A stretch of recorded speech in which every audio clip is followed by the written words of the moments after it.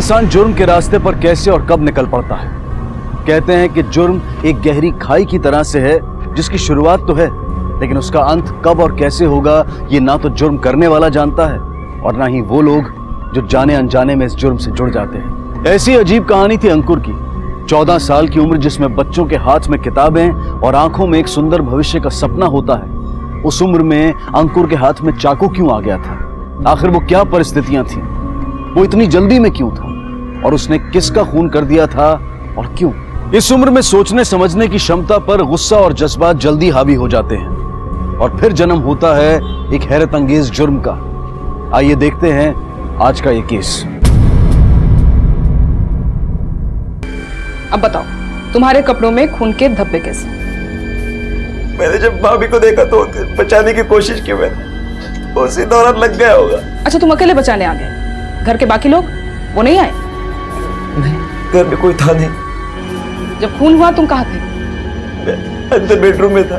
तुम अपने बेडरूम में थे? कुछ भी नहीं सुना तुमने? मैडम, मैं बहुत गहरी नींद में था। ऐसी कैसी गहरी नींद भाई? कमरे के बगल में हॉल में खून हो गया और तुमको सुनाई नहीं दिया? पता तक नहीं चला? मैडम, मैं रात भर का जागा हुआ था तो सुबह सो गया था और बहुत गहरी नींद लग गई थी और मेरे बेडरूम का दरवाजा भी बंद था। तो खून हुआ इसका पता तुमको कब और कैसे चला? दोपहर को 3 बजे के लगभग जब मेरी आंख खुली तो मैंने भाभी को चाय के लिए आवाज दी। भाभी का कोई जवाब नहीं आया तो मैं उनको आवाज देते हुए हॉल में आ गया। जब मैंने भाभी को देखा तो मैंने उन्हें बचाने की बहुत कोशिश की। तुमने जब लाश देखी तब ये मेन डोर लॉक था? जी, आयुषी जब आई तो दरवाजा मैंने नहीं खोला। आयुषी, वही नहीं, देखो क्या हो गया। और तभी मैंने आप लोगों को कॉल किया। ये क्या तरीका है? तब से मेरे बेटे से सवाल जवाब किए जा रही, खुद तो मर गई है, हम सबको जेल भिजवाएगी क्या? खूनी बाहर से आया, लेकिन किस रास्ते से? मैम, घर का मेन डोर तो बंद था। चेक करो इस घर में घुसने के और कितने रास्ते।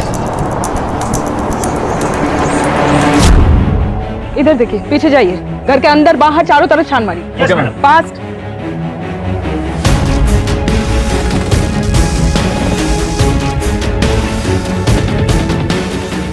मैम, सभी जगह अच्छे से चेक किया है, कहीं भी कोई फोर्स एंट्री का निशान नहीं है। पीछे एक बैकडोर मिला है, उसमें भी फोर्स एंट्री का निशान नहीं है। तो फिर खूनी घर के अंदर घुसा कहां से? मॅडम, वहाँ पीछे भी कोई नहीं है। मॅडम, सगळीकडे शोधलं, काहीच नाही मिळालं। एक काम करो, सभी घर वालों के फिंगरप्रिंट्स निकालो और चाकू के फिंगरप्रिंट से मैच कराओ। Okay ma'am.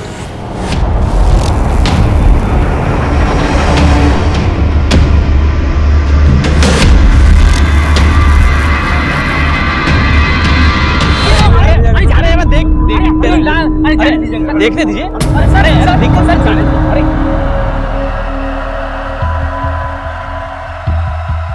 नमस्ते अंकल। नमस्ते। पुलिस क्यों है घर पे?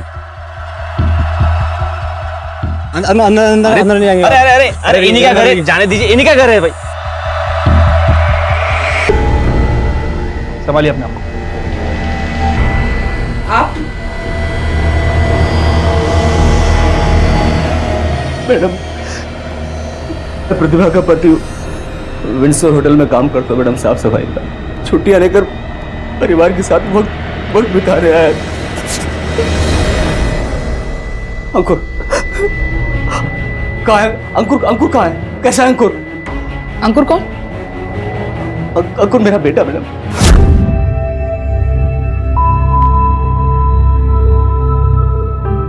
लेकिन हमने यहाँ किसी लड़के को नहीं देखा। आप लोगों ने हमें अंकुर के बारे में क्यों नहीं बताया? आसपास पूछा तो पता चला कि स्कूल से आया ही नहीं। अंकुर की कोई फोटो? हाँ।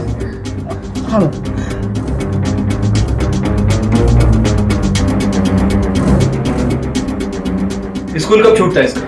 सर, 1 बजे। 4 घंटे से ऊपर हो गया है, अभी तक वापस नहीं आया। कहीं मेरा बेटा अंकुर किसी मुसीबत में तो नहीं है? हम अभी कुछ नहीं बता सकते। बॉडी को पोस्टमार्टम के लिए भेजो और अंकुर के स्कूल में इंक्वायरी करो। Okay ma'am.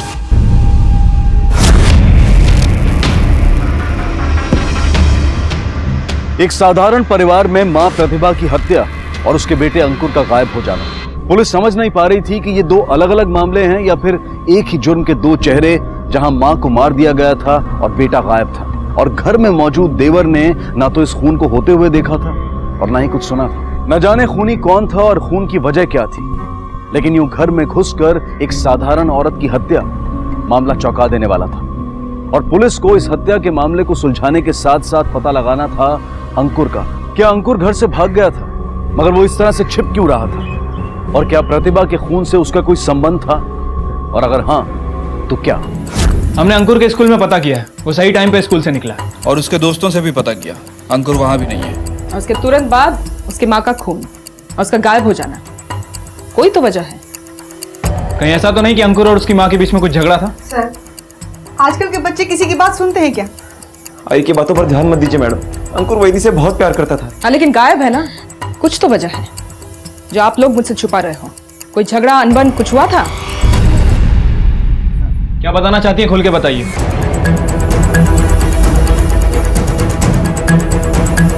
उनको शरद और अंकुर में झगड़ा हुआ था। घर में बिजनेस क्यों? ताकि माँ खाना ही बनाए और पैसे ही कमाए। ए लड़के, सामान संभाल के। तो चाचा को बोलो ना, खुद तो कुछ कर नहीं पाए और हमें सलाह देने चले। बेटा अंकुर, बातों को गलत दिशा में मत ले जाओ। आई की बातों पर ध्यान मत दीजिए, आई हर बात को बड़ा चढ़ा कर बोलती है। ऐसा कुछ भी नहीं होता, कोई झगड़ा नहीं होता उन दोनों के बीच। झूठ मत बोल तू। कल प्रतिभा ने फोन किया था रात में मुझे, सब कुछ बताया झगड़े के बारे में। शरद ने अंकुर को चाकू मारने की धमकी दी। अरे शरद और अंकुर दोनों बच्चे हैं अभी, उनकी बात का बुरा क्या मानना। मैं कल आता हूँ, दोनों से बात करूंगा, समझाता हूँ उनको, ठीक है? हाँ। मैडम, प्रतिभा बहुत परेशान थी, इसलिए मुझे यहाँ आना पड़ा। मैंने वैनी को सजेशन दिया था कि एक मसालों का छोटा मोटा बिजनेस शुरू कर दे घर से, और ये बात अंकुर को बिल्कुल पसंद नहीं थी। देखिए मैडम, ऐसी बातें तो होती रहती, लेकिन खून नहीं होता है ना। धमकी बेटे को दी और मार डाला भाभी को। तो आपको क्या लगता है, एक छोटे से झगड़े की वजह से मैं वैनी का खून कर दूंगा और अंकुर को गायब कर दूंगा? हो सकता है। नहीं सर, वैनी मेरी मां समान थी सर। आई हाय, ये लोग क्या कह रहे हैं कि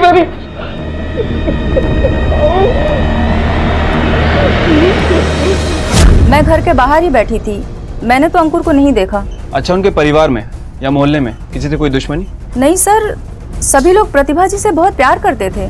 कल शाम जब उनके घर में झगड़ा हो रहा था, कुछ जानती हैं उसके बारे में? हाँ, वो शरद भाऊ बहुत गुस्से में थे। वार किया गया है वो एक ही चाकू का। पहला वार सीने पर था या पीठ पर? पीठ पर। ये देखो, ये निशान। प्रतिभा को जमीन पर से उठने ही नहीं दिया गया। पकड़ इतनी मजबूत थी कि नाखून और पकड़ के निशान आ गए हाथ पे। ये देखो, घर में मौजूद सारे फिंगरप्रिंट्स के रिपोर्ट्स आ गए। यस मैम, सारे के सारे निशान घर वालों के ही है। हर बात, सारे सबूत यही इशारे कर रहे हैं कि खूनी जो है घर का ही कोई है। यस मैम, और शरद की बातों पर भी यकीन करना थोड़ा मुश्किल है कि वो घर में सोया हुआ था। मैडम, मैं बहुत गहरी नींद में था। घर के हॉल में उसकी भाभी का खून हो जाता और उसे पता भी नहीं चलता। मैम, ऐसा कैसे हो सकता है? सिर्फ यही नहीं, ठीक खून के वक्त सारे घर वालों का बाहर चले जाना। कोई तो है जो झूठ बोल रहा है। सारे कॉल रिकॉर्ड्स आ गए? यस मैम, ये देखिए।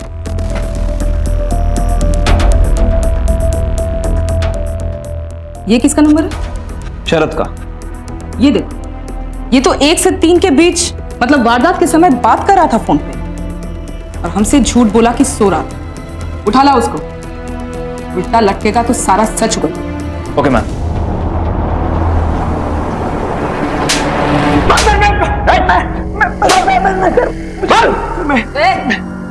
आना बंद कर, सच बता। मैडम, सच तो ये है कि मैं सो नहीं रहा था मैडम, फोन पे बात कर रहा था। तो उस वक्त झूठ क्यों बोला तूने हमसे? सर, मेरा एक लड़की के साथ अफेयर चल रहा है सर, और ये बात मेरी वाइफ आयुषी को नहीं पता सर।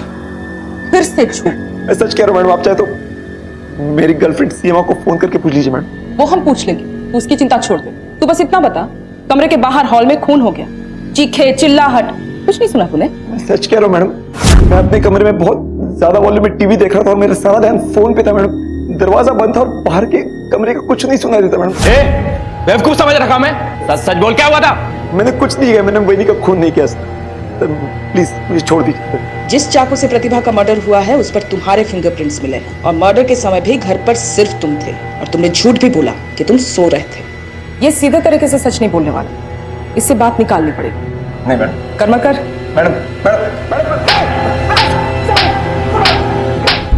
आई मैं बोलता हूँ ना, ये दोनों मिले हुए हैं और खून होना हो शरद ने किया है। मेरे पति पे ऐसा इल्जाम मत लगाइए, उन्होंने नहीं किया। अगर खुद नहीं किया है तो गुंडों से करवाया होगा। देखो अब तुम्हारी नौटंकी नहीं चलने वाली है। अंकुर गायब हुआ है मेरा और मुझे वो चाहिए सही सलामत।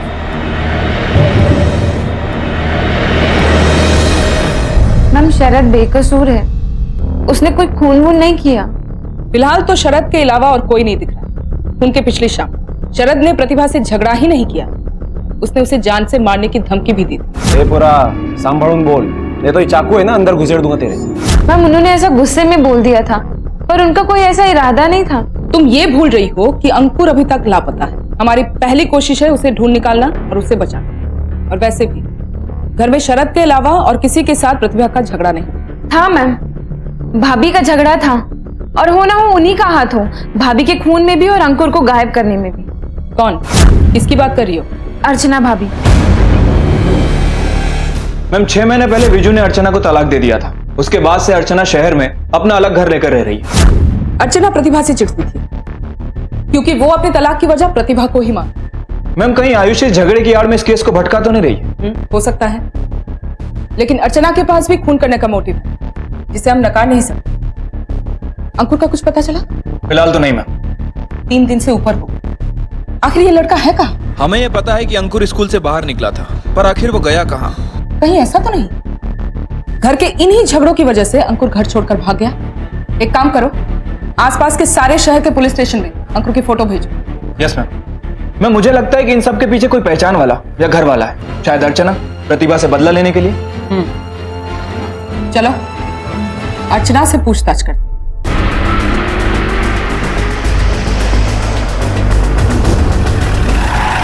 प्रतिभा भाभी ने मेरी जिंदगी खराब कर दी। हमेशा खुद को अच्छा दिखाने की कोशिश। उन्हें हमेशा से अच्छी बहू और अच्छी बीवी बनने का शौक था और ये सब मैं कब तक बर्दाश्त करती। एक बार मैं अपने बेटे के लिए नया शर्ट लाई थी, पर सासू माँ ने हमेशा की तरह उसमें भी बवाल खड़ा कर दिया। अरे ऐसे कपड़े पहनाने से ना तेरा बेटा लाट साहब नहीं हो जाएगा। सीख उससे कैसे पैसे बचाते हैं। ये तो कटोरा लेके भीख मांगेगी तू। आई चुप कर। अच्छा थाम। और मैंने उस दिन घर छोड़ दिया। वो दिन और आज का दिन कभी मैंने वहां कदम नहीं रखा। तो फिर आपको प्रतिभा की मौत का पता कैसे चला? मेरे बेटे नितिन ने बताया। वहां के बच्चे अभी भी इसके दोस्त हैं, उनसे पता चला। अर्चना आप मर्डर के वक्त कहाँ थी? मैं घर पर थी। गायब होने के बाद अंकुर ने कभी आपसे कांटेक्ट करने की कोशिश की? नहीं मैम, कभी नहीं।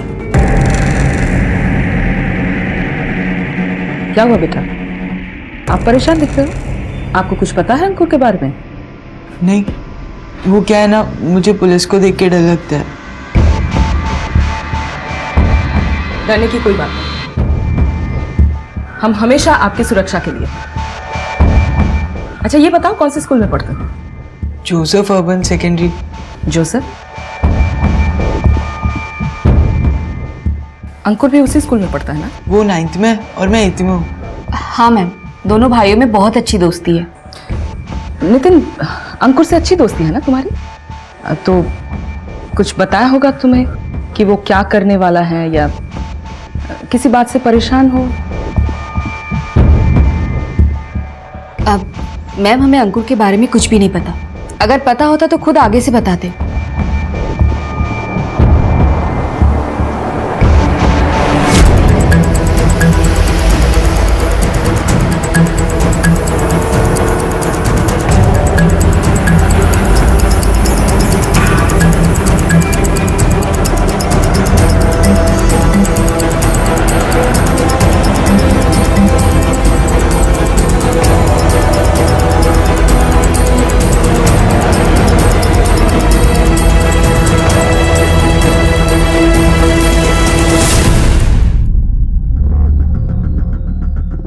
तुम बार बार इस हालत में पुलिस स्टेशन क्यों आ जाती हो? तुम्हें आराम करना चाहिए।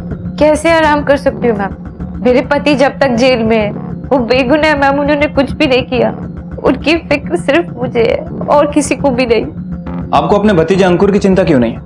देखिए, अगर आप उसके बारे में कुछ भी जानती हैं तो हमें बता दीजिए। देखिए, अंकुर के गायब होने को लेकर परेशान मैं बहुत हूँ, लेकिन उसके बारे में ना कुछ मुझे पता है ना ही मेरे पति शरद को।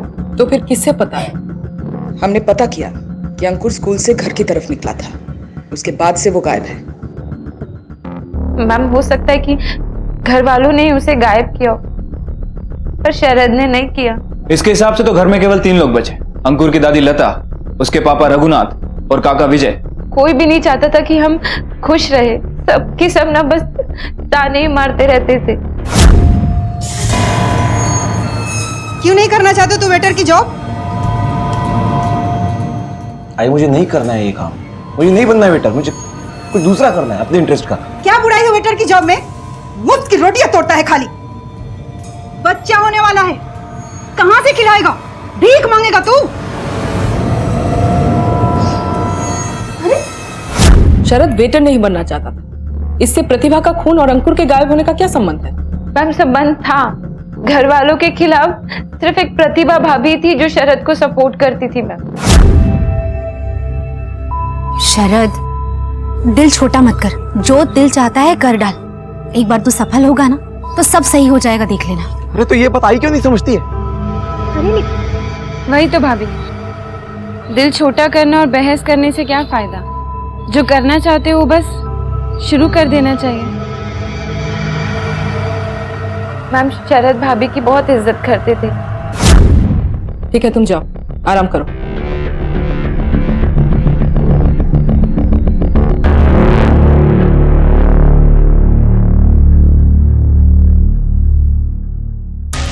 अंकुर का अभी तक कोई पता नहीं, ना कोई फिरौती, ना ही उसने खुद किसी से कांटेक्ट करने की कोशिश की।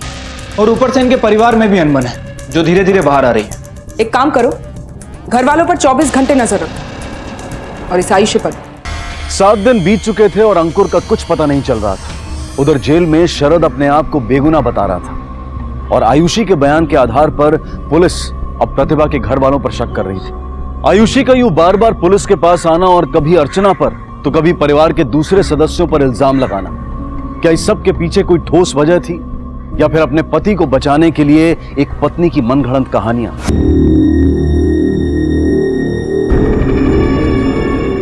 ये घर के गहने कहाँ ले जा रही है तू? बड़ों से पूछने की कोई जरूरत नहीं है तुझे। ये मेरे गहने शरद को बचाने के लिए लेके जा रही हूँ। शरद को बचाने या उस वकील के साथ गुलछर्रे उड़ाने? माँ, इस वक्त नहीं, शरद मुसीबत में है। मुसीबत में है? शरद को अगर पुलिस ने छोड़ भी दिया ना तो ज्यादा खुश मत होना, क्योंकि मैं नहीं छोड़ूंगा उसे। आप लोगों को मैं कितनी बार बोलूं कि हम लोगों ने कुछ भी नहीं किया है। आप लोग क्यों हमारे पीछे पड़े हुए? हम पीछे पड़े? तुम दोनों हमारे पीछे पड़े हुए हो। पहले प्रतिभा को मार दिया और अब अंकुर के पीछे पड़े हो। कहाँ है मेरा अंकुर? बताओ, कहाँ है मेरा अंकुर?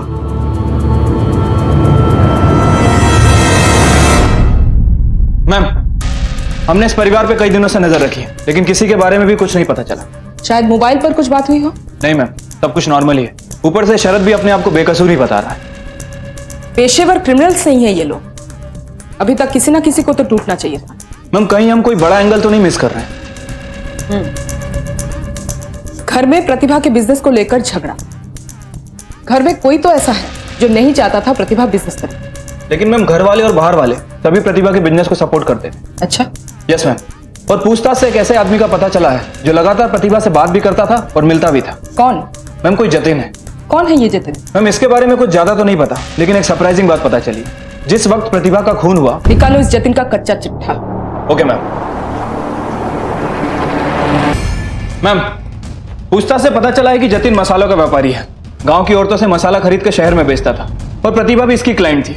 इसके अलावा जतिन और प्रतिभा के बीच और कोई संबंध? नहीं मैम, प्रतिभा की तरफ से तो नहीं, लेकिन जतिन के कई औरतों के साथ नाजायज संबंध है।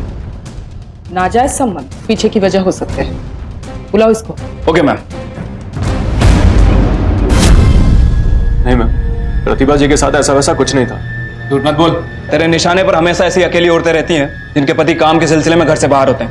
सच बोल। अगर कोई सामने से बोले तो कैसे ठुकरा सकते? अच्छा, सबका दुख दूर करने के लिए सिर्फ तुम ही थे, तो फिर प्रतिभा क्यों नहीं? तुम दोनों घंटों बाद भी क्या करते थे और तुम दोनों बाहर मिलते भी थे। वो सब सिर्फ काम के चक्कर में होता था।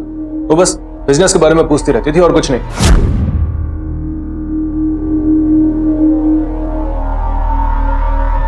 झूठ बोल रहा है।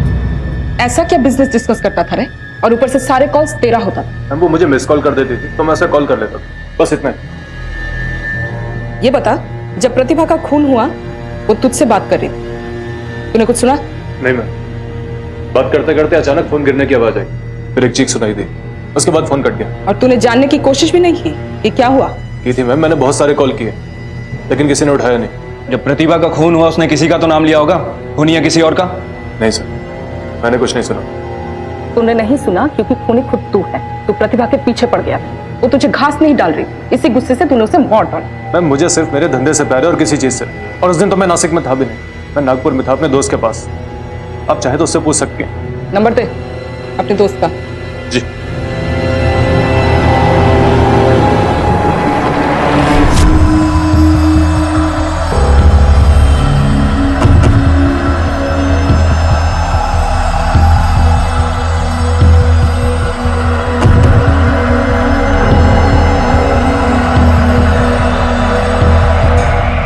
मैम जतिन सच बोल रहा है, वारदात के दिन वो नागपुर में अपने दोस्त के साथ ही था।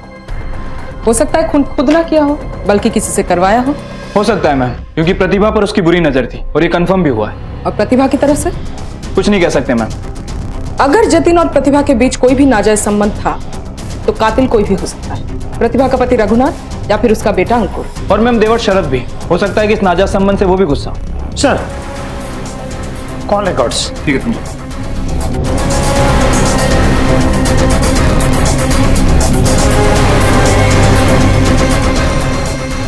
मैम ये देखिए, विजू का नंबर।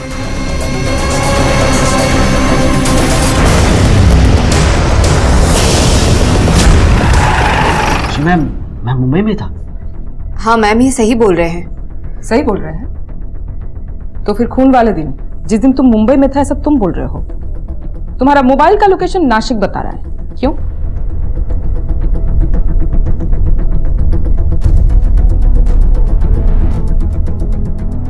I'm sorry मैडम, मैं 26 तारीख को ही नासिक आ गया था अपनी बीवी और बच्चे से मिलने के लिए, ताकि उनके साथ समय बिता सकूं।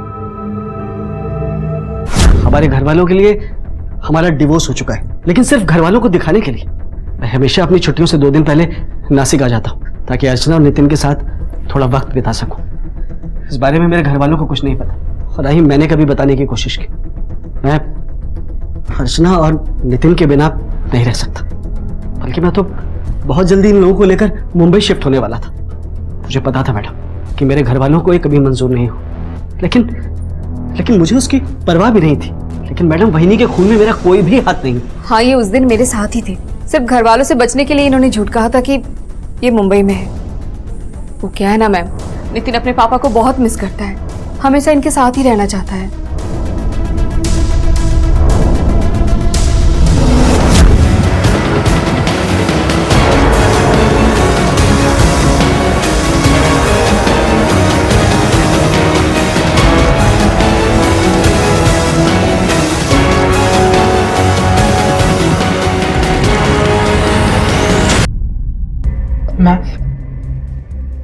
वो क्या हुआ?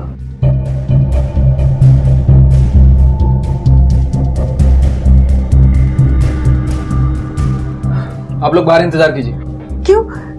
ये हमारे सामने क्यों नहीं बोल सकता? कहा ना बाहर इंतजार कीजिए, चली जाइए। सर बेटा है मेरा, मैं तो रुक सकता हूँ ना। आप भी बाहर जाइए।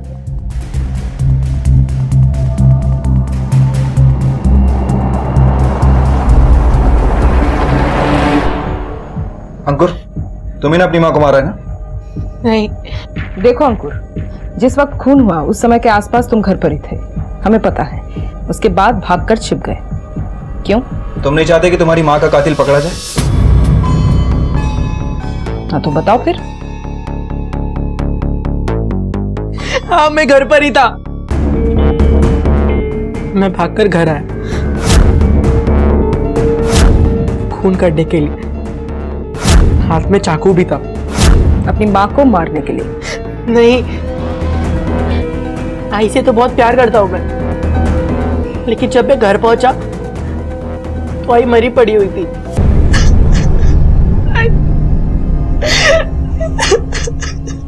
अगर तुमने प्रतिभा जी को नहीं मारा तो चाकू लेकर किसको मारने आए थे तुम? बोलो। रघुनाथ को, मेरा बाप। क्यों? क्योंकि उस दिन मुझे पता चला कि वो हम सबको धोखा दे रहा है। कहा क्या झूठ बोल रही है?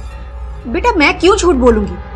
शहर में तेरी और एक आई है, पता नहीं बच्चे भी हैं या। ऐसा हो ही नहीं सकता। ठीक है, तुझे मेरे बात का यकीन नहीं है ना? रुक, ये देख, मेरे पास ही फोटो है। आपके पास कहां से आई? तेरे काका ने इन दोनों को शहर में एक साथ देखा था। तेरे बाबा कभी भी तेरे आई को तलाक दे सकते। बाबूजी शहर से आने वाले थे, मैं उनको मारने के लिए घर पहुंचा, लेकिन घर में मेरी आई मरी पड़ी हुई थी। लेकिन तुम भागे क्यों और इतने दिन छिपकर क्यों रहे? मेरी आई मेरी दुनिया थी, उसके बाद मेरा कोई नहीं। ना मेरे बाप को मुझसे मतलब था, ना घर वालों को। पागल हो गया था मैं, कुछ समझ नहीं आ रहा था मुझे। नितिन के घर भी तो जा सकते थे, वहां क्यों नहीं गए? नहीं सर, नितिन तो अच्छा लड़का है। उससे जब मेरी गायब होने की खबर पता चली तो मुझे ढूंढा ढूंढा उस जगह पहुंचा। ऐसा लग रहा था कि अंकुर के मिलने के बाद यह मामला सुलझ जाएगा, लेकिन अंकुर के मिलते ही मामला और पेचीदा हो गया, क्योंकि अब सस्पेक्ट एक और था, रघुनाथ। ऐसा लग रहा था कि रघुनाथ ने प्रतिभा से छुटकारा पाने के लिए उसका खून कर दिया था ताकि वो अपने नए परिवार के साथ रह सके।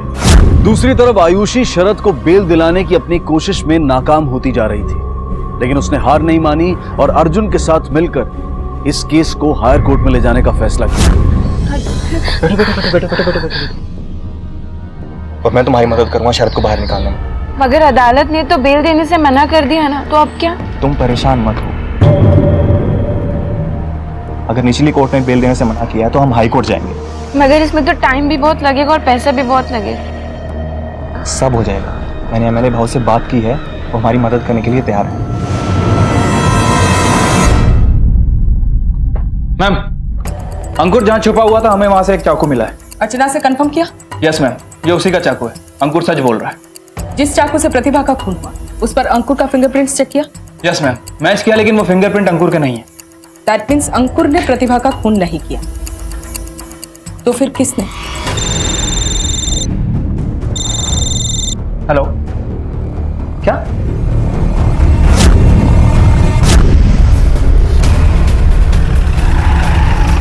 एक काम करो, आसपास पूछताछ करो, किसी ने कुछ देखा या सुना हो। और हाँ, पता करो ये दोनों यहाँ क्यों आए थे और किससे मिलने जा रहे थे। Okay ma'am.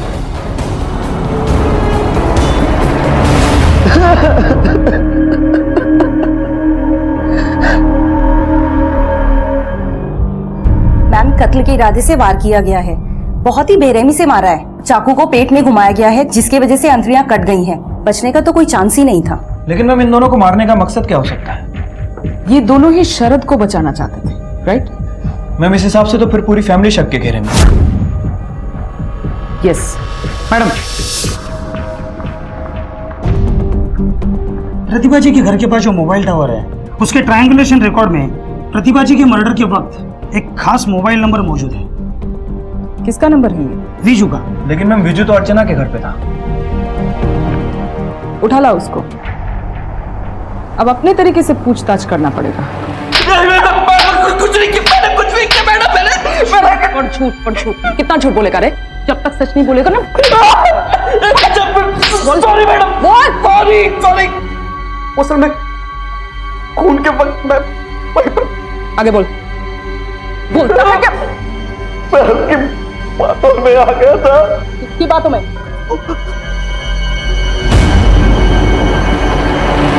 मैडम, मुझे क्यों लाया? एक औरत होकर एक औरत को परेशान कर रही है। विजू ने सब कुछ कबूल कर लिया। विजू?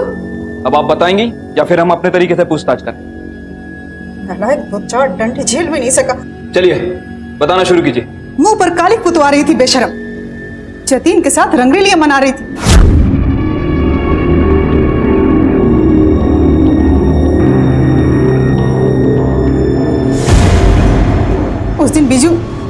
घर वापस आ गया मुंबई से, बेशर्मों की तरह हंसी मजाक घंटों घंटों। मुझसे ये सब बर्दाश्त नहीं हुआ, और कौन सास ये सब बर्दाश्त करेगी भला?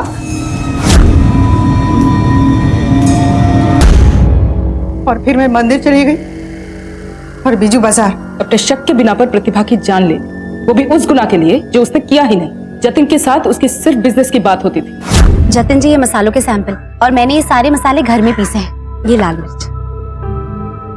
वो तो आपका बड़ा बेटा खिला रहा। मर्द की जरूरत है, औरत क्यों? घर की इज्जत उछालने के लिए। शर्म आनी चाहिए आपको ऐसे घटिया सोच पर। अब ये बताइए कि अर्जुन और आयुषी को क्यों मारा? उन दोनों की दोस्ती पर शक करके? मौका मिलता तो जरूर मार डालती, पर मैंने नहीं मारा दोनों को। आज के वक्त में इतनी दकियानूसी सोच, लड़के और लड़की में इतना फर्क। एक तरफ जहां मर्द की हर गलती माफ है, वहीं दूसरी तरफ एक औरत का किसी पुरुष से मिलना तक समाज को गवारा नहीं। प्रतिभा जो हर समय अपने परिवार की तरक्की के बारे में सोचती रहती थी, जिसका कोई अनैतिक संबंध नहीं था, फिर भी एक औरत ने उस पर शक किया और उसके नाम मौत की सजा लिख दी।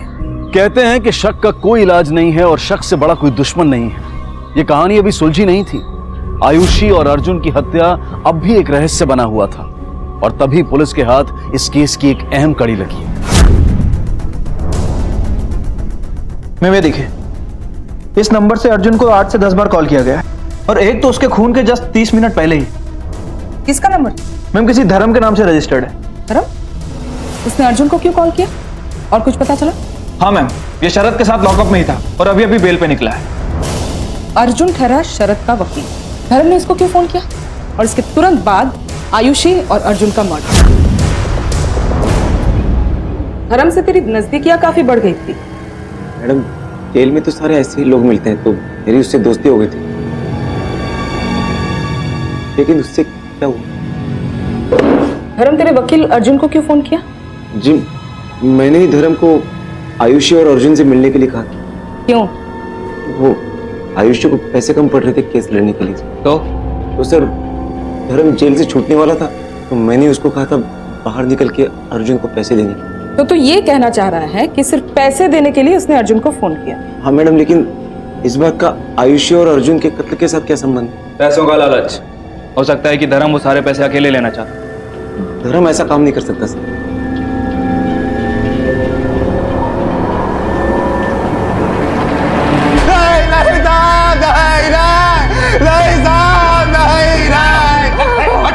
चल बोलना चालू कर अब। साहब, मैं अर्जुन और आयुषी को क्यों मारूंगा साहब? मैं तो उसको जानता तक नहीं साहब। नहीं जानता? नहीं साहब। याद आया? हाँ साहब, वो अपने पति शरद से एक बार मिलने आई थी साहब जेल में। मैंने तब देखा था उसको साहब। झूठ नहीं चाहिए। कत्ल वाली जगह पे तू मौजूद था। ये देख, तेरे मोबाइल का रिकॉर्ड। अब जो भी बोलेगा सच बोलेगा तू। बोल। नहीं नहीं नहीं, मुझे नहीं पता। हमें ऐसा नहीं बोलेगा। नहीं। बोल। शरद ने जो पैसे दिए थे उसी के लालच में तूने आयुषी और अर्जुन का खून किया ना? नहीं साहब। बोल। साहब, पैसों का कैसा लालच साहब? वो पैसे तो उसने मुझे ही दिए थे मारने के लिए साहब। क्या? हाँ साहब, उनकी सुपारी दी थी। पर अब मैंने ही मरवाया आयुषी और अर्जुन को, यहीं जेल में बैठे। क्यों मरवाया? आयुषी गुलछर उड़ा रही थी अर्जुन के साथ। तू तो यहाँ जेल में बैठा, तुझे कैसे पता?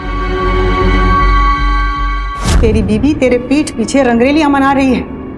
केस के नाम पे रात रात भर घर से गायब रहती है, और अर्जुन को तो कमरे में बंद करके पड़ी रहती है। और तो और तुझे जेल से छुड़वाने के नाम पे ना अय्याशियां कर रही है, अय्याशियां। ये तू क्या म्हणते सही? सच बोल रही हूँ, और मुझसे ये सब बर्दाश्त नहीं हो रहा है। बोल दे रही हूँ मैं।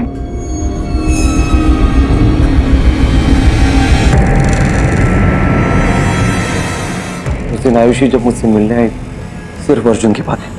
अर्जुन को क्या पसंद है, अर्जुन को क्या पसंद नहीं, हर बात में अर्जुन की मार जप रही थी। आयुषी की बदचलनी ने मुझे पागल कर दिया था। अब बस एक ही रास्ता बचा था, अर्जुन और आयुषी की मौत।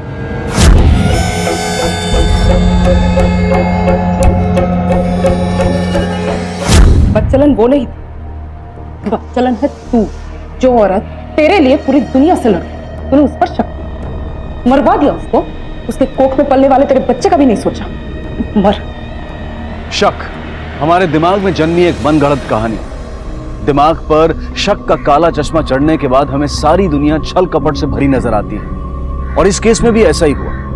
शक के अंधकार ने कई जिंदगियों को निगल लिया, जिसमें एक मासूम बच्चा भी था जो अभी इस दुनिया में आया ही नहीं था। शक इंसान को अंधा बना देता है, उसकी सोचने समझने की ताकत को खत्म कर देता है, और यही हुआ शरद और उसकी मां लता के साथ। एक औरत ने ही दूसरी औरत की मान मर्यादा पर उंगली उठाई और अपने बेटे को भड़काकर उसका खून करवा दिया। इस घटना में औरतों का कोई अनैतिक संबंध नहीं था, लेकिन फिर भी उन्हें अपनी जान से हाथ धोना पड़ा। और अगर प्यार होता भी तो क्या जान लेना सही है? बिल्कुल नहीं, क्योंकि जुर्म हमारी किसी भी समस्या का हल नहीं हो सकता। अब मैं अनूप सोनी आपसे विदा लेता हूं, फिर मुलाकात होगी अगले एपिसोड में एक और चौंका देने वाले केस के साथ। तब तक अपना और अपने परिवार का ख्याल रखें और देखते रहें क्राइम पेट्रोल डायल 100। सबक एक को, सीख हम सबको। जय हिंद। हम सब लोगों की भीड़ का एक आम चेहरा है। हम सब की पहचान अलग है, पर संघर्ष, तनाव, सुख दुख के किस्से हम सब के मेल खाते हैं। कहीं ना कहीं हम सभी अधूरे हैं, पर अपनी कमियों से लड़ने के लिए अपनी कमियों को स्वीकार करना भी जरूरी है, क्योंकि दुनिया और दुनियादारी की उधेड़ बुन में हम अक्सर अपने आप से अपना सही परिचय देने में चूक जाते हैं। आज का केस हमारा परिचय एक महिला मीना शर्मा से करवाता है, जो शारीरिक रूप से विकलांग है, लेकिन उसकी आप बीती एक ऐसे संघर्ष से जूझ रही है जिसमें अपराध की फिजा मंडराई तो उसकी शारीरिक कमी भी अपराध के आड़े नहीं आई। तो ठीक है ना? हाँ? पिंकी, पिंकी हाथ पकड़ कर चलो, हमारा गाड़ी है यहाँ पर। तुम अपनी बैसाखी संभालो, हमें संभालना तुम्हारे बस में नहीं है। बस में तो बहुत कुछ है हमारी, लेकिन तुम्हारी दादी ना हमें कुछ कहने नहीं देती। पता नहीं मैंने कौन से पाप किए जो मुझे लंगड़ी माँ मिली।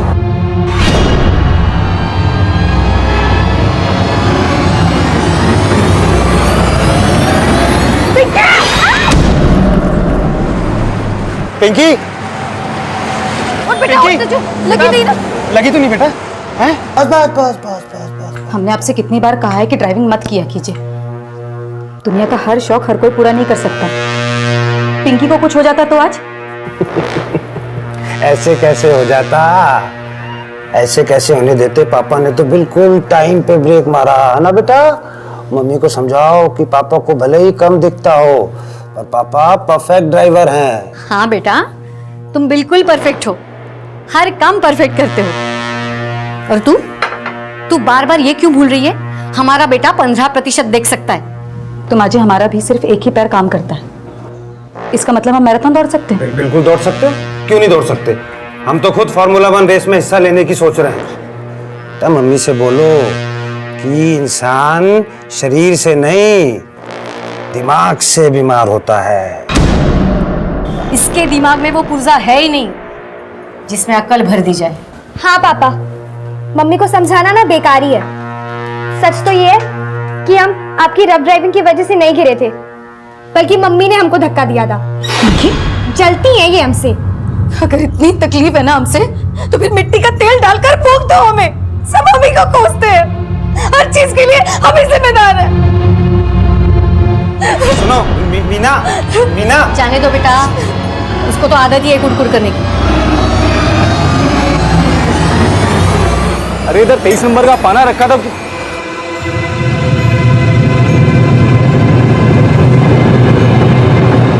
मीना, तुम यहाँ कैसे? तुम अब भी हमसे नाराज हो? हमें माफ कर दो। हमने ओम जी से शादी करके बहुत बड़ी गलती की है। हमारा बहुत दिल दुखाया है। हमारी जिंदगी नर्क से बदतर बन गई है।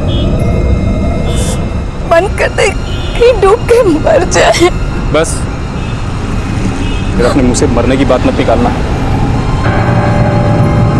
अब बता कि मुझे आगे करना क्या है।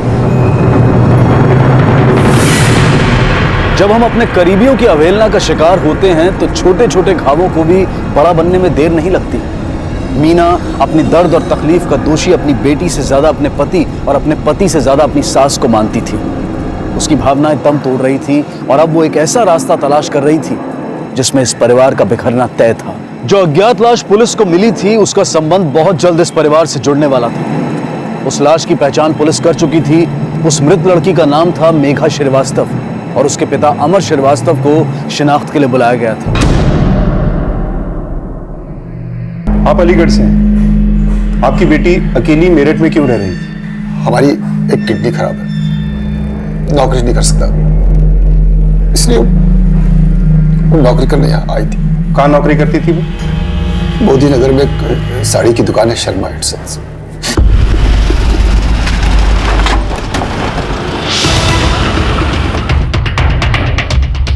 मेघा हमारे दुकान में ही काम करती थी, लेकिन पिछले हफ्ते ही हमने उसे काम से निकाल दिया।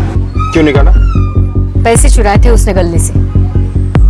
लेकिन आप ये सब क्यों पूछ रहे हैं? मोदी नगर के तालाब में हमें मेघा की लाश मिली है। लाश? मेघा? वो क्या है ना, किसी की मौत का सुनता है ना तो थोड़ा घबरा जाता है, वैसे स्ट्रांग है। आपने मेघा को चोरी के इल्जाम में ही निकाला था या वजह कुछ और है? और क्या वजह हो सकती है सर? वो चोर थी, किसी से भी पूछ लीजिए बाजार में। जब बैसाखी साथ छोड़ दे तो इंसान क्या करे?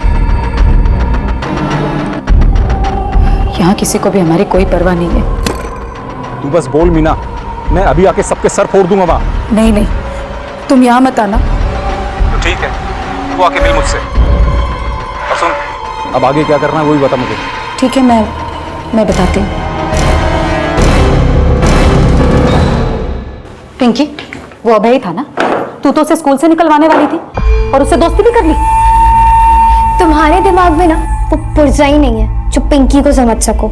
अपनी दादी की भाषा बोलना बंद करो, तुम समझे? और कितनी बार समझाया तुम्हें लड़कों से दूर रहा करो। पिंकी, हम कुछ बात कर रहे हैं तुमसे। तुम्हारे जैसे नहीं है, ज्यादा बकवास किया ना तो दादी को बोल के घर से बाहर निकलवा देंगे। हमें धमकी दे रही हो तुम? सर, पोस्टमार्टम रिपोर्ट के मुताबिक मेघा की मौत पानी में डूबने की वजह से हुई थी। सर, मुझे तो सुसाइड का केस लगता है। हो सकता है कि उसने चोरी की है, ये बात उसके पापा तक ना पहुंच जाए, गिल्ट में आके उसने सुसाइड कर ली। हो सकता है कि मेघा ने चोरी की ही ना हो। सर, हमने पूछताछ की, आसपास के दुकान वालों ने यही कहा कि शर्मान सन्स से मेघा को चोरी के इल्जाम में निकाल दिया गया था, फिर उसको दोबारा कभी देखा नहीं गया वहां। 7 मार्च को मेघा को जॉब से निकाला गया और 8 मार्च की सुबह से ही शर्मा एंड सन्स का मालिक ओम शर्मा लगातार मेघा को कॉल कर रहा था। 12 मार्च को हमें मेघा की बॉडी मिली। उस दिन भी सुबह 5:30 बजे के आसपास ओम ने मेघा को कॉल किया था। पोस्टमार्टम रिपोर्ट के हिसाब से मेघा की डेथ का टाइम और डेट क्या है? सर, 12 मार्च सुबह 5 से 7 के बीच, यानी वही टाइम जब ओम ने मेघा को कॉल किया था। मतलब ओम मेघा के तालाब पे जाने के राज को जानता था, इसीलिए मेघा की मौत के बारे में सुनकर ठंडा हो गया। इस ओम से मिलना होगा। क्या हुआ दादी, फोन लगा पापा का? माँ जी, कुछ बात हुई ओम जी से? अगर बात हुई होती तो हम ऐसे मुंह लटका के खड़े रहते यहाँ।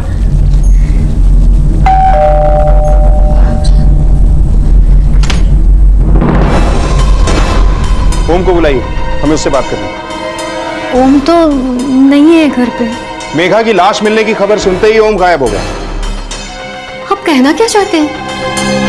मेघा को मारकर हमारा बेटा भाग गया? हो भी सकता है साहब, उसे दिखता तक नहीं। अगर दिखता नहीं तो गया कहाँ वो? हर रोज मॉर्निंग वॉक के लिए जाता था, आज भी गया था, वापस आया ही नहीं। मॉर्निंग वॉक के लिए कहाँ जाता है वो? मोदी गार्डन्स।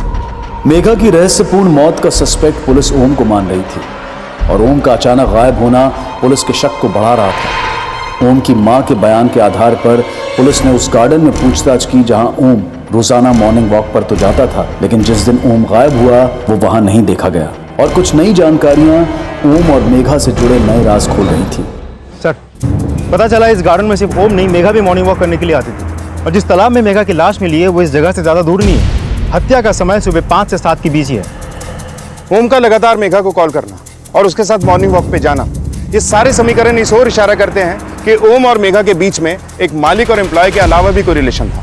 लेकिन सर, ओम को दिखता नहीं था। मेघा को मारने के पीछे ओम का हाथ है, ये आपको अजीब नहीं लगता?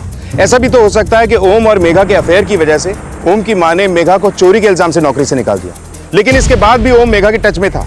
इसीलिए मेघा की लाश मिलने के बाद ओम की मां ने अपने बेटे को कहीं गायब कर दिया। यहाँ हमारा बेटा गायब है और उसको ढूंढने के बजाय कभी हम पर तो कभी उस पर आरोप लगा रहे हैं आप। देखिए, उसका मेघा के साथ कोई अफेयर नहीं था, ना उसने मेघा को मारा है और ना ही हमने हमारे बेटे को कहीं गायब किया है। अगर ओम का मेघा के साथ अफेयर नहीं था तो हर रोज वो मेघा के साथ मॉर्निंग वॉक पे क्यों जाता था, और नौकरी से निकाले जाने के बाद भी उससे फोन पे बातें क्यों कर रहा था? फोन पे बातें करता था तो इसका मतलब ये थोड़ी है मेघा और उसका अफेयर था। अरे मेघा तो चोर है, वही हमारे बेटे को फोन करती रहती थी, कहती थी हमें नौकरी पे वापस ले लो, हमारे पिता की तबीयत ठीक नहीं है। हमारा बेटा तो आया था उसके बातों में, हम नहीं आए। हाँ साहब, माँ जी बिल्कुल ठीक कह रही। आप जैसे ओम जी के बारे में बस बस, तुम्हारी सिफारिश की कोई जरूरत नहीं है। माँ जी आप ये क्या कह रही हैं? दादी बिल्कुल सही कह रही है, तुम पापा से नफरत करती हो। सर, कल रात भी इन्होंने पापा से झगड़ा किया था और उसके बाद पता नहीं पापा कहाँ चले गए। पिंकी, सर कहीं ओम और तुम्हारे बीच झगड़े की वजह मेघा तो नहीं थी? सर, हम आपसे कह रहे हैं ना, ओम जी का किसी के साथ कोई भी अफेयर नहीं था। तो फिर तुम दोनों के बीच में झगड़ा क्यों होता था? सर, छोटे मोटे झगड़े तो हर मियाँ बीवी के बीच होते हैं। लेकिन तुम्हारी सास और बेटी का इशारा तो किसी और ही तरफ है। हमारी बेटी नादान है सर, और माँ जी के लाड प्यार ने उसे और भी ज्यादा बिगाड़ दिया। हम थोड़ा सा कुछ भी कह देते तो माँ जी हमसे ही गुस्सा हो जाती हैं। इन्हीं बातों से हमसे चिड़ी चिड़ी रहती हैं, और ओम जी भी अपनी माँ के खिलाफ कुछ भी नहीं सुन सकते। बस इन्हीं बातों को लेकर हमारे और ओम जी के बीच में अनबन हो गई। बच्चे की परवरिश तुमसे नहीं हो रही है और उंगली हमारी माँ पर उठा रही हो। जानती हो, ये जो तुम्हारा पति है ना, आज जो कुछ भी है सिर्फ और सिर्फ अपनी माँ की वजह से है। वो कह रही है कि माँ बिगाड़ रही है पिंकी को। तो आप क्या कहना चाहते हैं कि हम बिगाड़ रहे हैं पिंकी को? बल्कि वो खुद तमीज से बात नहीं करती हमसे। बच्चों से इज्जत करवाने के लिए उनके मन में इज्जत पैदा करनी पड़ती है। लेकिन हमारी वही इज्जत आपकी माँ आपकी बेटी के सामने पूरी तरह से उतारती है, लेकिन आप अपनी माँ के खिलाफ एक शब्द नहीं सुन सकते। सर, ओम और मीना के बीच अनबन थी, ये तो साफ है। तो ऐसा भी हो सकता है कि अपनी बीवी के साथ अनबन की वजह से ओम और मेघा के बीच नजदीकियां बढ़ी हो। इनका अफेयर होने से ओम की वाइफ भी मना कर रही है और ओम की माँ भी। लेकिन मुझे लगता है कि मेघा की संदिग्ध मौत की वजह सिर्फ ओम ही नहीं, ओम की माँ या उसकी वाइफ भी हो सकती है। इन सब के कॉल रिकॉर्ड चेक करो, देखो कि जिस तालाब पे हमें मेघा की लाश मिली थी उसके आसपास किसकी लोकेशन मैच करती है, और साथ साथ ये भी देखो जब ओम का फोन स्विच ऑफ हुआ तो उसकी लास्ट लोकेशन क्या थी। Okay sir.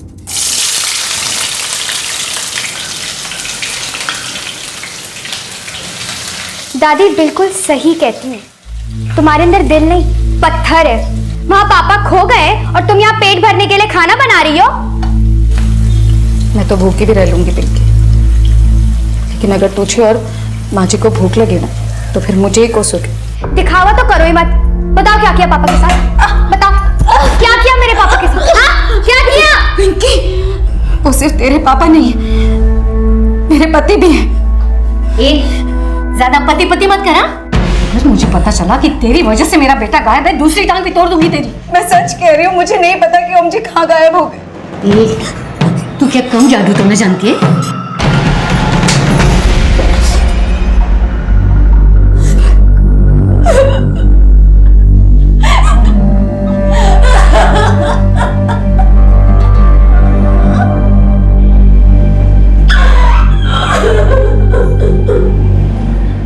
सब 12 मार्च को ओम ने मेघा को फोन तो किया था, लेकिन ना ओम की फोन लोकेशन उस तालाब वाले एरिया से मैच करती है, ना ही उसकी माँ की और ना ही उसकी बीवी की।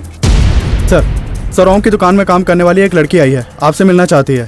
सर, मेघा ने कोई चोरी नहीं की। ओम जी की माँ ने ही उस पर झूठा आरोप लगाकर उसे निकाल दिया था। तो ये सब तुमने हमें पहले क्यों नहीं बताया? अगर हम उनके सामने सब बताते तो वो हमें भी जॉब से निकाल देती। अच्छा, तुम्हें क्या लगता है ओम और मेघा के बीच अफेयर हो सकता है? सर, हमें ये तो नहीं पता कि उन दोनों के बीच में अफेयर हो सकता है कि नहीं, पर ओम जी बड़े ही फ्लर्टी नेचर के इंसान थे। वो हमेशा लड़कियों को बड़े ही अजीब तरीके से देखते थे। ओम को तो दिखाई भी नहीं देता था, और तुम बोल रही हो कि लड़कियों को अजीब तरीके से देखता था। सर, वो पूरी तरीके से ब्लाइंड नहीं थे, उन्हें थोड़ा थोड़ा दिखाई देता था, पर इतना नहीं कि वो पूरी दुकान संभाल सके। उनकी माँ की एब्सेंस में वो हमेशा कस्टमर्स को ज्यादा पैसे लौटा देते थे, और उनकी माँ हमें ही सुनाती थी। कुछ एक हफ्ते पहले भी ऐसे ही हुआ था। गले में 5000 कम है, किसने गायब किए? मैडम, उस दिन ओम सर शायद से किसी को ज्यादा पैसे दे दिए होंगे। हमारा लड़का क्या अंधा लगता है तुझे? हाँ, रत्ना मैम ने मेघा के साथ बहुत बुरा किया है सर। वो बहुत बुरी है। वो अपने बेटे के खिलाफ कभी भी कुछ गलत नहीं सुन सकती। यहाँ तक कि ओम जी के लिए उन्होंने अपने दूसरे बेटे के साथ नाता तक तोड़ दिया था। दूसरा बेटा मतलब ओम का कोई भाई भी है? 1 साल पहले तक वो दुकान पर ही बैठते थे, पर उनकी माँ के लिए बॉस सिर्फ ओम जी ही थे। अगर उनका दूसरा बेटा ओम जी के खिलाफ कुछ भी बोलता तो वो उन्हें भी उल्टा सीधा बोल देती थी। एक बार तो उन्होंने उन्हें इतना जलील किया कि उसके बाद तो वो घर छोड़कर ही चले गए। अरे ऐसा किसी नहीं जाने देंगे। अरे रुकिए मैम, सर बिजी है मैम, सर बिजी। सर कहाँ है हमारा बेटा? रजनी, तो अब आप इसे भी नौकरी से निकाल देंगी? मतलब आप इसके कहने में आए? हमारे बेटे को ढूंढने के बजाय आप हम पर शक कर रहे हैं? क्यों? मेघा को नहीं निकाला था आपने चोरी के झूठे इल्जाम में? कोई प्रूफ है आपके पास या सिर्फ इसके कहने पे यकीन करके आप हमें परेशान कर रहे हैं? प्रूफ तो आपके पास भी नहीं है कि मेघा ने चोरी की थी। और अपने दूसरे बेटे को घर से क्यों निकाला? देखिए, वो हमारे घर का मामला है। हमारे बेटे को इस मामले में मत घसीटो। तो मतलब आपने ओम को अपने दूसरे बेटे के घर में छुपा के रखा है? ये कितनी बार कहें हमने उसे नहीं छिपाया। अपने दूसरे बेटे का एड्रेस बताइए। हम नहीं जानते वो कहाँ है। तो फिर ओम है कहाँ? अरे नहीं पता, कैसे समझाएं आपको? देखिए, मेघा की मौत से हमें कोई लेना देना नहीं, लेकिन हमारे बेटे के गायब होने में उसकी बीवी का, मीना का जरूर हाथ है। तेरे लिए एक फैक्ट्री में नौकरी ढूंढ ली है, अब छोड़ दो उस घर को। नहीं, हम उस घर को अभी नहीं छोड़ सकते। अगर अभी हम उस घर से निकले तो पुलिस को लगेगा कि ओम जी को हमने गायब करवाया, और हम उस घर को तभी छोड़ेंगे जब हमारी बेटी हमारे साथ होगी। ये साफ था कि मीना अपनी बेटी के साथ अपने पति का घर छोड़ना चाहती थी। वहीं ओम की मां लगातार यह दावा कर रही थी कि ओम के अचानक गायब होने के पीछे मीना का हाथ है। लेकिन ओम के गायब होने का राज ओम की हत्या की पहेली बनकर सामने आया।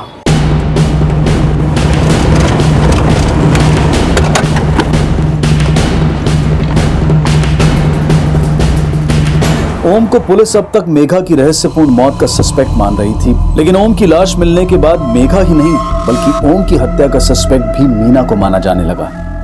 सर, हम कह रहे हैं ना आपसे, हमने ओम जी को नहीं मारा है। तो तुम्हारी सास और तुम्हारी बेटी तुम पे इल्जाम क्यों लगा रहे हैं? सर, माँ जी हमें हमेशा से कोसती आई हैं। यहाँ तक कि वो तो ये भी नहीं चाहती थी कि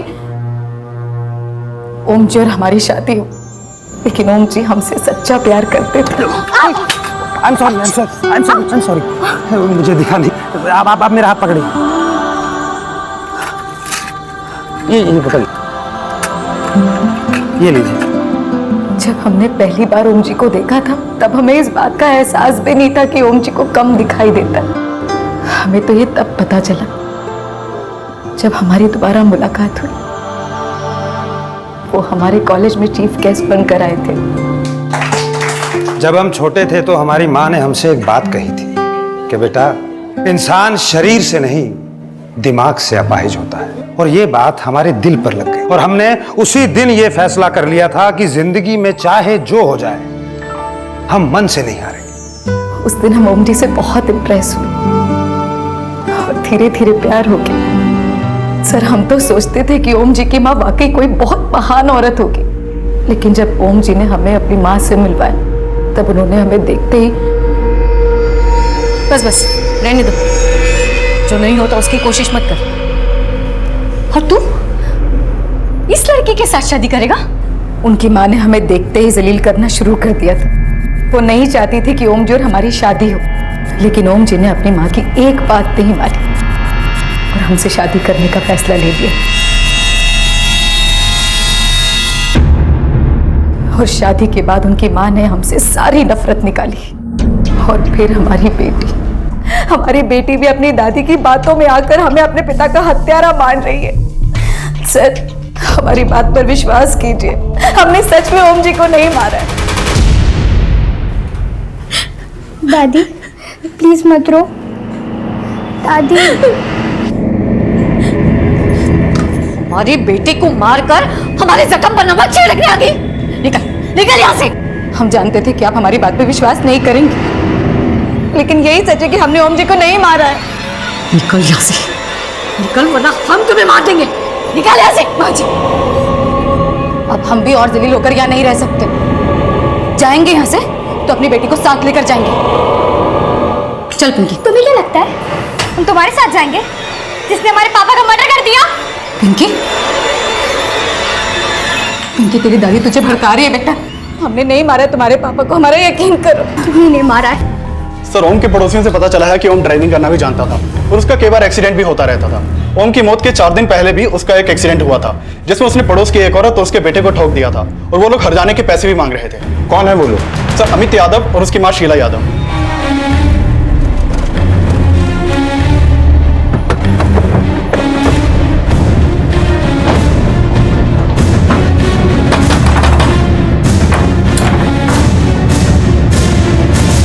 हाँ सर, कई दिन पहले ओम शर्मा की कार से हमारा एक्सीडेंट हुआ था।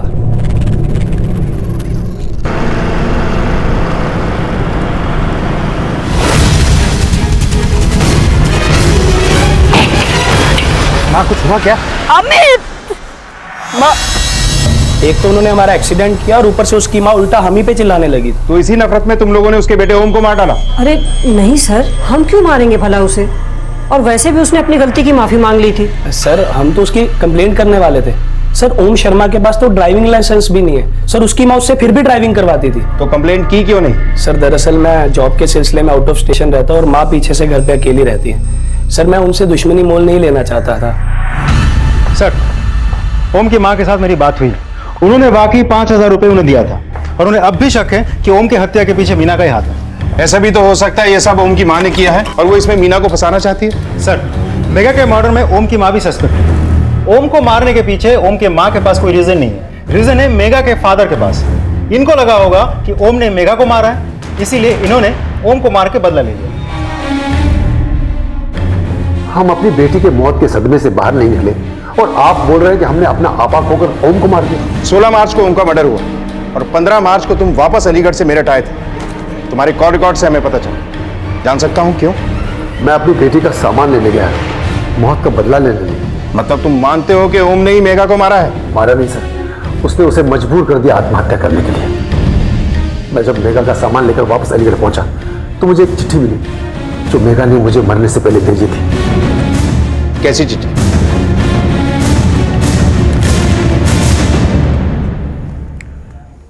पापा, मेरे ऊपर चोरी का झूठा इल्जाम लगा गया।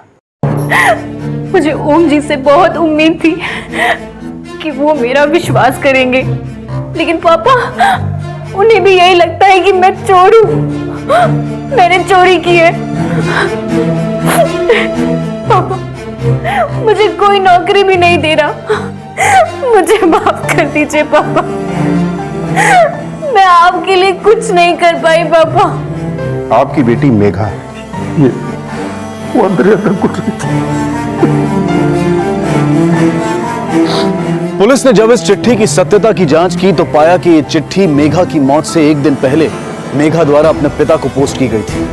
चिट्ठी में लिखे शब्द साफ बता रहे थे कि मेघा ने आत्महत्या की थी और जिसके जिम्मेदार कहीं ना कहीं ओम की मां और ओम ही थे। लेकिन चिट्ठी में ओम की मां का नाम स्पष्ट न होने की वजह से उसके खिलाफ अबेटमेंट ऑफ सुसाइड का केस नहीं बना और ओम की अब हत्या हो चुकी थी। लेकिन उसकी हत्या किसने की थी, यह साफ होना अभी बाकी था। ओम की हत्या की गुत्थी सुलझाने के लिए पुलिस अब क्राइम सीन के आसपास के इलाकों की सीसीटीवी फुटेज चेक कर रही थी और यह भी पता लगाया जा रहा था कि कहीं ओम की हत्या में ओम के छोटे भाई का तो हाथ नहीं है। वहीं अपनी बेटी के शक और तिरस्कार की शिकार हो रही मीना अपनी मुसीबतों से उबरने की कोई और ही योजना बना रही थी। नहीं, हम यहाँ आएंगे तो अपनी बेटी को अपने साथ लेकर आएंगे। हम नहीं छोड़ सकते अपनी सास के पास उसे। सर, ओम के छोटे भाई शोभित का पुराना मोबाइल नंबर पिछले 6 महीने से बंद है। उसके कॉल रिकॉर्ड से हमें एक भी नंबर ऐसा नहीं मिला जहां से शोभित के बारे में कुछ पता चल सके और उसकी माँ बार बार यही कह रही है कि दूसरे बेटे के बारे में उन्हें कुछ नहीं पता। फोन नंबर से नहीं तो किसी और जरिए से शोभित का करंट एड्रेस पता करने की कोशिश करो। सर, ओम की माँ आई हैं। वो बोली कि ओम की बीवी और बेटी दोनों लापता हैं। सर, दुकान से हम जब घर पहुंचे तो ना पिंकी घर पर थी ना मीना। मीना का फोन भी बंद आ रहा है। जरूर मीना पिंकी को लेके भाग गई है। मीना सिर्फ हमारे बेटे से नहीं चिढ़ती थी, हमारे पोती से भी चिढ़ती थी। हमारे बेटे के बाद जरूर हमारे पोती से बदला ले रही है वो।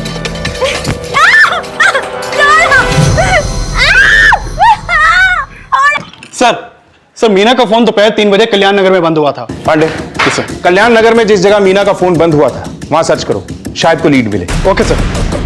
सर, शोभित का पुराना अकाउंट एक्टिव है और एड्रेस उनके घर का ही मेंशन किया हुआ है। 3 महीने पहले शर्मा एंड सन्स के अकाउंट से 5 लाख रुपए इसके अकाउंट में ट्रांसफर हुए थे। लेकिन ओम की बात तो कह रही थी कि पिछले 1 साल से वो शोभित से मिली तक नहीं। फिर 3 महीने पहले उसके अकाउंट में इतना सारा पैसा ट्रांसफर क्यों किया? हाँ, 3 महीने पहले शोभित आया था, लड़ाई झगड़ा करके घर में और दुकान में हिस्सा मांग रहा था। हम तो उसे एक फूटी कौड़ी नहीं देना चाहते थे। वो तो ओम ने कहा, इसलिए हमने 5 लाख का चेक दे दिया। वो आपसे लड़ाई झगड़ा करके हिस्सा मांगने के लिए आया था और आपको अब भी नहीं लगता कि उसने ओम का मर्डर किया होगा? हिस्से के लिए अगर उसे किसी को मारना ही होता तो वो हमें मारता, क्योंकि दुकान और घर हमारे नाम पे। ओम को मार के उसे क्या मिलेगा? ओम की हत्या में जरूर मीना का ही हाथ है, तभी तो वो गायब है। हमारे पोती को भी ले गई है। सर, शोभित ने अपने बैंक अकाउंट में जो नया नंबर एक्टिवेट करवाया था वो कल्याण नगर के एड्रेस पे रजिस्टर्ड है। कल्याण नगर? यही तो मीना का फोन स्विच ऑफ हुआ था। जब मैंने मीना के कॉल रिकॉर्ड्स चेक किए तो मुझे पता चला कि मीना की फोन कॉल की लोकेशन घर के अलावा अक्सर कल्याण नगर की ही होती थी। किशोर, कहीं ऐसा तो नहीं शोभित और मीना का अफेयर चल रहा था जिसके बारे में ओम की मां को पता नहीं था, लेकिन ओम को पता चल गया। इसी वजह से शोभित और मीना ने ओम का मर्डर कर दिया और पिंकी को लेकर शोभित के साथ कहीं भाग गए।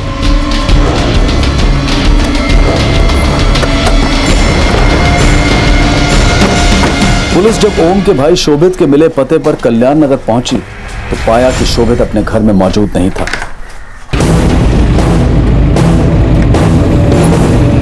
नहीं सर, मुझे कोई अंदाजा नहीं। शोभित और मीना के बीच कोई अफेयर भी था। पुलिस को लग रहा था कि ओम की हत्या ही नहीं बल्कि मीना और उसकी बेटी पिंकी का गायब होने की गुत्थी भी ओम के भाई शोभित की तलाश के बाद सुलझ जाएगी, लेकिन इस केस में अभी कई और घुमाव आने बाकी थे। शोभित शर्मा तुम ही हो ना? हाँ सर। बोल, क्यों मारा हमको? सर आप क्या कह रहे हैं सर? ओम भैया से मुझे एक अरसा हो गया और आप कह रहे हैं कि मैंने उन्हें मार दिया? तुम नफरत करते थे ओम से। तुम्हारी मां ने हमें बताया तुम उसे जलील करते थे अंधा बोल बोल के। हाँ, चिढ़ता था मैं इस बात से कि मां ने ओम के लिए मेरी जरा भी परवाह नहीं। और जो सच है, लेकिन सच ये भी है कि भैया को अंधा करने वाली हमारी मां ही थी। ये क्या बोल रहे थे? ओम भैया जब 12 साल के थे तब उनकी आंखों में कुछ इन्फेक्शन हुआ था। तब मां ने उनकी आंखों में कोई एक्सपायरी डेट वाला आई ड्रॉप डाल दिया था, जिसकी वजह से उनकी आंखें खराब हुई। लेकिन अपना पश्चाताप पूरा करने के लिए उन्होंने मुझे नजरअंदाज कर दिया। भैया के अंधेपन होने की वजह से दुकान में भी नुकसान होता था, लेकिन मां कभी कुछ बोलती नहीं थी। लेकिन अगर कभी मैंने भैया के खिलाफ कुछ बोल दिया तो मुझे नीचा दिखाती थी। तो अगर मैंने सब कुछ छोड़ दिया तो मुझे तो ये भी नहीं पता था कि ओम भैया का मर्डर हो गया है। तो फिर ये मीना भाभी और पिंकी कहाँ गुम हो गए, मैं क्या बता सकता हूँ सर? मुझे कुछ नहीं पता। सर, शोभित का नया मोबाइल नंबर, ओम की हत्या वाले दिन ये नंबर ओम के घर के आसपास ही एक्टिव था। हमने वहां जाकर पूछताछ की, लेकिन वहां किसी ने मीना को नहीं देखा सर। लेकिन मीना का कल्याण नगर में तो आना जाना था। अगर वो शोभित से नहीं मिलती थी तो कल्याण नगर में किसके पास जाती थी? सर ओम की हत्या वाले दिन ओम मोदी नगर के एक शॉप के सीसीटीवी फुटेज में कैप्चर हुआ है। ये उसकी फुटेज है।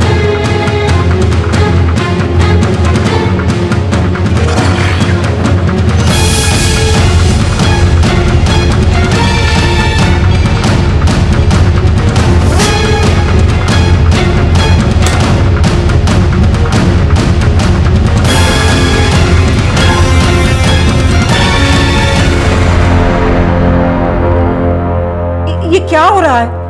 हमने कुछ नहीं किया साहब। आप लोगों को जरूर कोई गलतफहमी हुई है। कुछ नहीं किया है तो जिस दिन ओम का मर्डर हुआ उस दिन उसका पीछा क्यों कर रही थी तुम?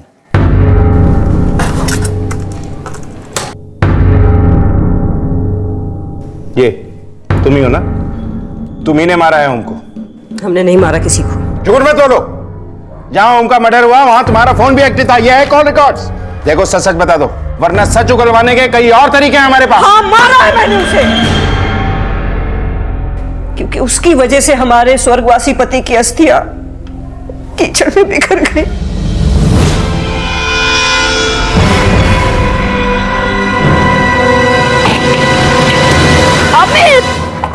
माँ तुम ठीक हो ना? उठो उठो उठो। कैसी की कैसी तेरी।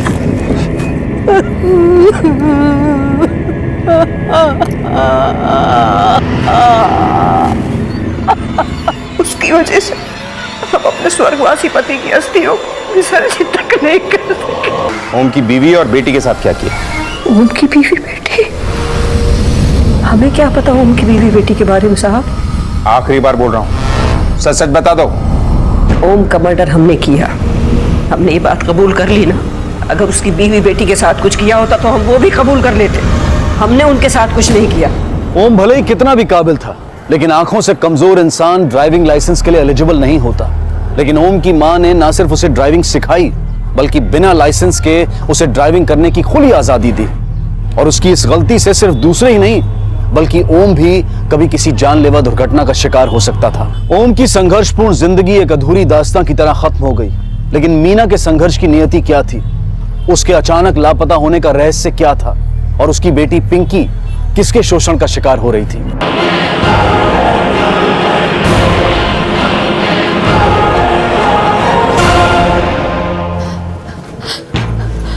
आदि, आदि, आदि, आदि। देखो पिंकी बेटा, रोने से कुछ नहीं होगा।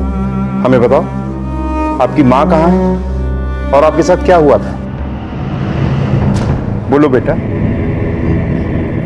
उस दिन जब हम घर से निकल रहे थे, तब मम्मी ने रोकने की बहुत कोशिश की, लेकिन मैं वहां से चली गई। कहाँ गई बेटा? मैं अपनी फ्रेंड अभय के साथ उसके फार्म हाउस गई।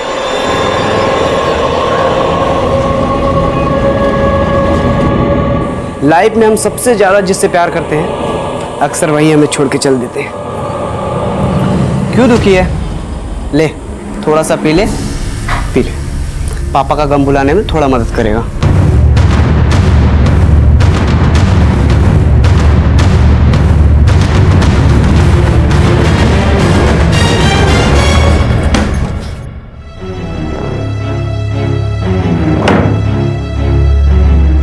दादी, मम्मी का सामान कुछ भी नहीं है। क्या वो सच में हमें छोड़ के चली गई है?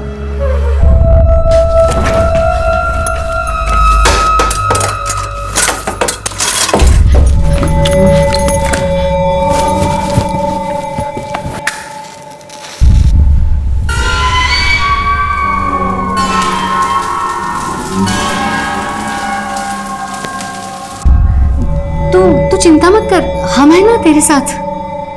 आप तो हमारे साथ हमेशा से थी, लेकिन आप ही की वजह से मैंने मम्मी को इतना गलत समझा। कहीं ऐसा तो नहीं कि आपने गुस्से में उनको कुछ? ये क्या बोल रही है तू? हमने ऐसा कुछ नहीं किया है।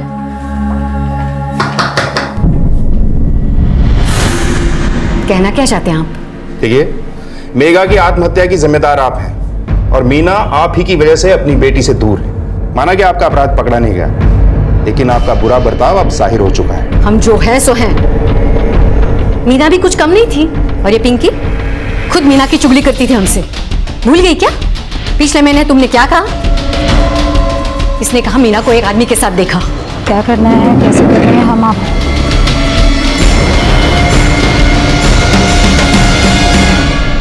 कौन था वो? पिंकी ने जो हुलिया बताया उससे तो मुझे लगता है कि वो शामू था। शामू कौन है? मीना का भाई। मीना और ओम की शादी उसे पसंद ही नहीं थी। शादी के बाद भी जबरदस्ती उसे ले जाना चाहता था। ये शादी तो आप भी नहीं होने देना चाहती थी। हाँ, लेकिन हमारे बेटे का मन रखने के लिए शादी तो करा थी ना हमने। लेकिन वो तो चाहता था मीना किसी के साथ शादी ही ना करे।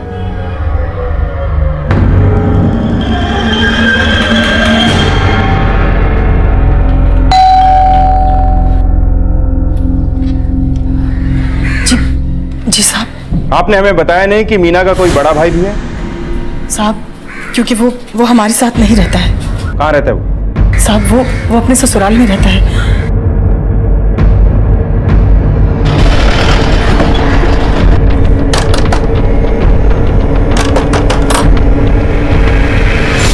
श्यामू कहाँ है? जी वो कई दिनों से घर नहीं आए। क्यों? जी वो टेम्पो चलाते हैं, कई दिन घर नहीं आते हैं। एक हफ्ते पहले ऊना गए थे। लेकिन आप यहाँ क्यों आए? श्यामू की बहन मीना के बारे में कुछ बात करनी है। फोन नंबर दीजिए। कल तक ये रिपोर्ट मेरे टेबल पे होनी चाहिए। सर, मैंने श्यामू का नंबर ट्राई किया लेकिन बंद आ रहा है। Excuse me sir. हेलो हाँ ठीक है, हम पहुंचते हैं। सर पता चला कि कल्याण नगर में शामू का एक गैराज भी है।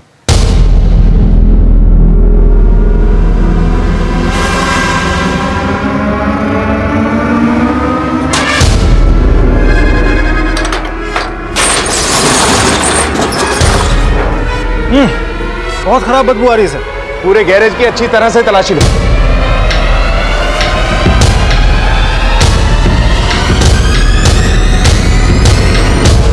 मीना की गुमशुदगी का राज मीना की हत्या बनकर सामने आया, लेकिन मीना की हत्या में उसके भाई शामू की क्या भूमिका थी?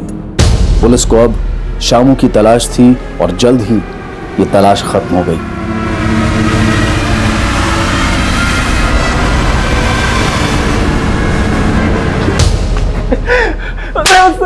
क्यों मार रहे? हमने क्या किया सर? क्यों मारा मीना को? हम मीनू को क्यों मारेंगे सर? वो तो हमारी बहन थी। बहन थी तो उसकी बॉडी तेरे गैरेज में कैसे मिली? इस बात से हम भी हैरान हैं। हम तो एक हफ्ते से ऊना गए हुए थे। लेकिन ऊना जाने से पहले तो वो तुझसे मिलने कल्याण नगर आती थी ना? आती थी सर, आती थी। वो अपने ससुराल वालों से बहुत दुखी थी। उसकी सास, उसका पति, उसकी बेटी, कोई उसकी इज्जत नहीं करता था। वो यही दुख बांटने के लिए हमारे पास आती थी और हमने उसे बोला था कि तू अपना ससुराल छोड़ के हमारे साथ आ जा। तूने मीना को अपने पास बुलाया क्योंकि तेरी नीयत खराब हो गई थी उस पर। जब मीना को तेरी इस मंशा के बारे में पता चला तो तेरे हाथों उसका मर्डर हो गया। सर हम पे ऐसा घिनौना इल्जाम मत लगाइए। वो हमारी बहन थी और वो खुद हमारे साथ आना चाहती थी सर, लेकिन अचानक उसके पति की हत्या हो गई और आप लोगों को भी उस पर शक था, इसलिए वो नहीं आई। वो तो अपनी बेटी के साथ आना चाहती थी सर। हम यहाँ आएंगे तो अपनी बेटी को अपने साथ लेकर आएंगे। हम नहीं छोड़ सकते अपनी सास के पास उसे। और ऊना जाने से पहले भी वो हमसे मिली थी। मैं एक हफ्ते के लिए ऊना जा रहा हूँ। अब तक अगर तूने पिंकी को समझा दिया तो ठीक है, नहीं तो मैं तुझे मान नहीं रहने दूंगा। सर जब हम यहाँ से ऊना के लिए निकले तो मीना सही सलामत थी। हमें लगता है कि उसकी सास ने उसका मर्डर करवा के हमारे गैरेज में रखवा दिया ताकि हम भी फंस जाए और मीना भी खत्म हो जाए। सर पोस्टमार्टम रिपोर्ट के मुताबिक मीना का मर्डर गला घोटने की वजह से हुआ है, लेकिन हत्या का डेट और टाइम उसी दिन से मैच होता है जिस दिन मीना का मोबाइल कल्याण नगर में बंद हुआ था। लेकिन मीना के सास की मोबाइल के लोकेशन उस एरिया से मैच नहीं करता और इधर शामू ये मानने के लिए तैयार नहीं है कि उसने मीना का मर्डर किया है। हो सकता है क्या? सर मीना की मां आपसे मिलना चाहती है। साहब हमें नहीं लगता साहब कि शामू मीना को मार सकता है, क्योंकि वो अपनी बहन से बहुत प्यार करता था साहब। आपको पता है साहब कि शामू की शादी मीना की शादी से 6 महीना पहले हो गई थी और वो अपनी पत्नी को गौना करके भी नहीं लाया था, क्योंकि वो नहीं चाहता था साहब कि उसकी बीवी के आने के बाद उसकी बहन और बीवी के बीच में कोई भेदभाव हो। इसलिए जब मीना की शादी हो गई उसके बाद वो अपनी पत्नी को लेके आया। अब आप ही बताइए साहब, जो इंसान अपनी बहन से इस तरह प्यार करता हो वो अपनी बहन को कैसे मार सकता है साहब? कैसे मार सकता है? कैसे? शामू अपनी बहन मीना से बहुत प्यार करता था। मीना के चक्कर में अपना घर बार, अपनी मां, यहां तक कि अपनी बीवी तक को भूल जाया करता था। किशोर पता करो, जिस दिन मीना की हत्या हुई उस दिन शामू की बीवी की मोबाइल की लोकेशन कल्याण नगर की थी या नहीं?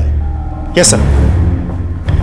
शक की सुई शामू की बीवी चंदा पर भी आई, पर कुछ ऊपरी सबूत मीना की हत्या में चंदा का हाथ होने का भी दावा पेश कर रहे थे, लिहाजा पुलिस ने उसे तलब किया। सर आप लोग मुझे क्यों यहाँ पे लेकर आए? मीना का मर्डर करने के जुर्म में। मैं मीना का? देखो झूठ बोलने का कोई फायदा नहीं है। हमें पता है कि तुमने मीना का मर्डर किया है, बस अब ये बताओ कि कैसे किया है और क्यों। उस दिन मैं गैरेज अपने पति का टिफिन देने गई और वहाँ मीना को अपने पति के साथ देख के मेरा दिमाग ही खराब हो गया। जैसे ही मेरे पति वहां से गए मैंने मीना से कहा, ए, क्या बात करी थी मेरे पति से? हाँ भाभी, हाँ आजकल बहुत मिल रही है मेरे पति से। हाँ भाभी, बात ही कुछ ऐसी। बात तो मेरी कान खोल के सुन ले, मेरे पति से ना दूरी रहे। वैसे भी ना तेरी वजह से शादी के 6 महीने बाद तक मैं अपने मायके बैठी रही। तेरी वजह से ना मेरा पति मेरा गौना करके नहीं लाया, मेरी जिंदगी खराब कर दी थी उसने। अब सुधर गई जिंदगी? अपना घर बसाने के लिए जो दूसरों की जिंदगी उजाड़ने की मंशा रखते हैं वो एक ना एक दिन उन 4 दीवारी में घुट कर रह जाते हैं जहां रोशनी भी कैद की सलाखों से छन कर आती है। माना कि जिंदगी संघर्ष और तनावों से भरी है। अपनी खुशियों के लिए अक्सर हमें अपने दर्द से समझौता करना पड़ता है, लेकिन अगर दूसरों का दर्द हमारी खुशियों पर भारी पड़ने लगे तो हम इतने भी हिंसक ना हो जाएं कि हम दूसरों की आशाओं को भी मारते हैं। इसी विचार के साथ अब मैं अनूप सोनी आपसे विदा लेता हूं। फिर मुलाकात होगी अगले एपिसोड में एक और चौंका देने वाले केस के साथ। तब तक अपना और अपने परिवार का ख्याल रखें और देखते रहें क्राइम पेट्रोल डायल 100। सबक एक को सीख हम सबको। जय हिंद। इस तरह के और भी एपिसोड देखने के लिए हमारे चैनल को सब्सक्राइब करें और बेल आइकन दबाना ना भूलें।